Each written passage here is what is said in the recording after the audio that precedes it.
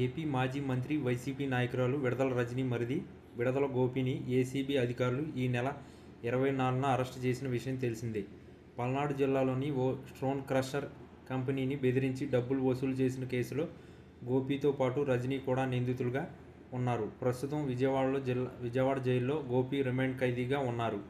అయితే ఈ కేసులో కీలక ఆధారాలను సేకరించేందుకు గోపిని తమ కస్టడీకి ఇవ్వాలని ఏసీబీ కోర్టును అధికారులు కోరగా 2 రోజుల పాటు కస్టడీకి ఇస్తూ కోర్టు ఆదేశాలు జారీ చేసింది. ఉదయం 8 గంటల నుంచి సాయంత్రం 6 గంటల మధ్య ఇద్దరు న్యాయవాదుల సమక్షంలో విచారించాలని తెలిపింది. ఈ నేపథ్యంలో ఈ ఉదయం గోపిని జైలు నుంచి ఏసీబీ అధికారులు కస్టడీలోకి తీసుకున్నారు.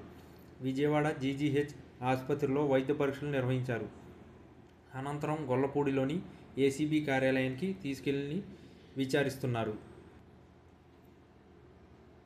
అదేవిధంగా మాజీ మంత్రి విడదల రజనీ మరిది గోపిని ఏసీబీ అధికారులు కస్టడీకి తీసుకున్నారు. విజయవాడ ప్రభుత్వ వైద్యశాలలో గోపికి వైద్య పరీక్షలు చేయించిన ఏసీబీ అధికారులు అనంతరం కస్టడీకి తీసుకున్నారు. వైద్య పరీక్షల అనంతరం విడదల గోపిని ఏసీబీ అధికారులు విచారిస్తున్నారు. గొల్లపూడిలోని ఏసీబీ కార్యాలయంలో గోపిని విచారిస్తూ అధికారులు క్రషర్ యజమానిని బెదిరించడంపై ఆరా తీస్తున్నారు. విడదల గోపిని క్రషర్ యజమానిని బెదిరించిన 2.5 కోట్ల రూపాయలు అక్రమంగా వసూలు చేశారన్న ఆరోపణలపై ఏసీబీ అధికారులు కేసు నమోదు చేసుకుని అదుపులోకి తీసుకున్న సంగతి తెలిసింది. అయితే విడదల గోపిని తమ కస్టడీకి అప్పగించాలని, దీనిపై విచారించాలని కోరగా న్యాయస్థానం 2 రోజులు అనుమతించింది. దీంతో విడదల గోపిని ఇవాళ రేపు ఏసీబీ అధికారులు ప్రశ్నించనున్నారు.